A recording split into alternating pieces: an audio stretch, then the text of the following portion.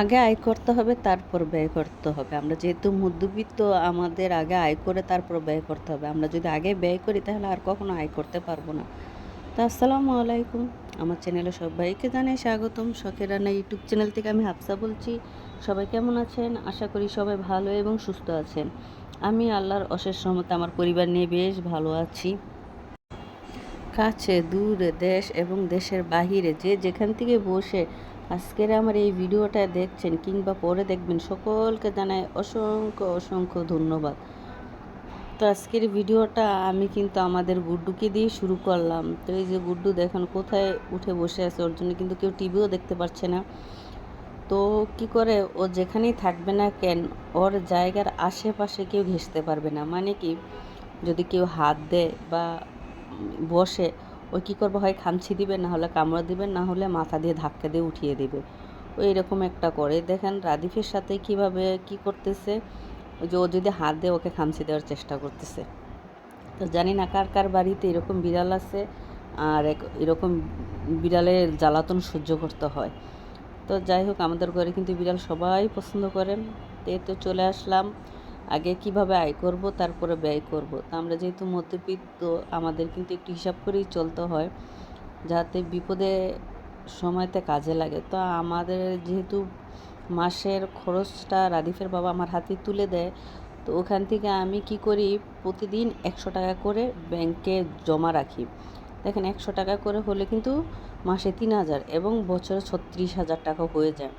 দেখেন এটা কিন্তু বিপদে খুবই খুবই কাজে লাগে। কারণ কি, আমরা বিপদের সময় কিন্তু কারো কাছে হাত পাতলে কিন্তু কেউ 2-1 টাকা ধার দিবে না, সবাই ভয় পাবে। তো আমরা যদি এইভাবে সঞ্চয় করি তাহলে কিন্তু আমাদের বিপদের বন্ধু হয়ে যায়। তা আমি শুধু এভাবে না, দেখা যায় যেদিন ওদের স্কুল বন্ধ থাকে, আমার 2 ছেলের যাতায়াত খরচ লাগে 200 টাকা প্রতিদিন। তো দেখা যায় যেদিন স্কুল বন্ধ থাকে ওই টাকাটাও কিন্তু আমি মাটির ব্যাংকে ফেলে দেই। কারণ কি, আমি স্কুলে গেলে তো এই টাকাটা আমার খরচই হতো। তো ওই হিসাব করে আমি এই টাকাটা ব্যাংকে রেখে দিই।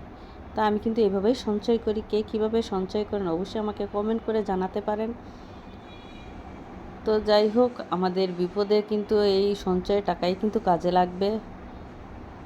তো এই তো চলে আসলাম দুপুরে রান্নার জন্য। তো আজকে দুপুরে একটু মাছ ভুনা করব, সাথে চিচিঙ্গা ভাজি করব, আর সাথে কিন্তু একটু মুরগির মাংস রান্না করব। এমনকি মুরগির মাংসটা আমি মাটির হাঁড়িতে রান্না করব। তো জানি না কারা কারা এখন পর্যন্ত আমার এই ভিডিওটা জুড়ে আছেন। যদি থেকে থাকেন অবশ্যই লাইক এবং কমেন্ট করে আমার পাশে থাকতে পারেন। আর কে কোথা থেকে আমার এই ভিডিওটা দেখছেন, যদি ফেসবুক থেকে দেখে থাকেন অবশ্যই লাইক শেয়ার ফলো দিয়ে রাখবেন। আর যদি ইউটিউব চ্যানেল থেকে দেখে থাকেন অবশ্যই আমার এই চ্যানেলটি সাবস্ক্রাইব করে আমার পাশে থেকে যেতে পারেন। আর যারা প্রতিনিয়ত আমাকে এই সাপোর্টগুলো করে যাচ্ছেন তাদেরকে জানাই অসংখ্য অসংখ্য ধন্যবাদ। তো এটা আমার মাছ ভুনাটা কিন্তু হয়ে গেছে। এখন আমি নামিয়ে কিন্তু একটু চিচিঙ্গা ভাজি করে নেব।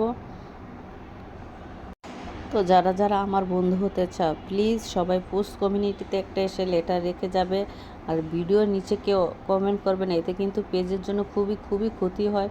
তো আমি দেখছি অনেক আপু এবং ভাইরা ভিডিওর নিচে এসে কমেন্ট করে যায়, বন্ধু হলাম, পাশে থাকো, সাপোর্ট করে গেলাম।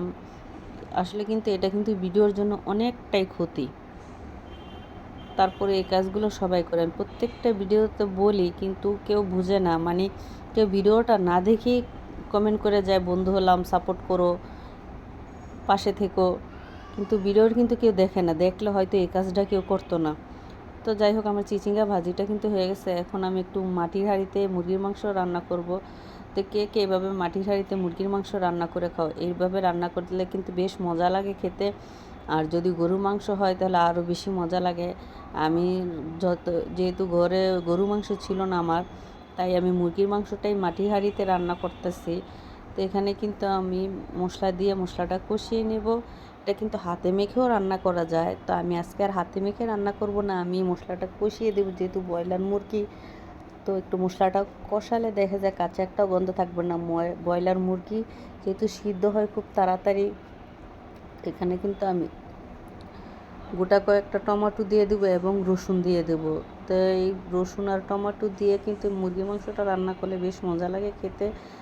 তো এটা আমি কয়েকটা রসুন দিয়ে দিলাম। তো যাই হোক, কথা বলতে বলতে কিন্তু অনেক কথাই বলে ফেললাম। তো সবাইকে একটাই অনুরোধ করব, একটা লাইক দিয়ে কিন্তু ভিডিওটা কন্টিনিউ করো। একটা লাইক দিতে কিন্তু কেউ কষ্ট হয় না। তোমরা এত কিপটামি করো না, জানি না কেন, এগুলো কি আমার জন্যই করো?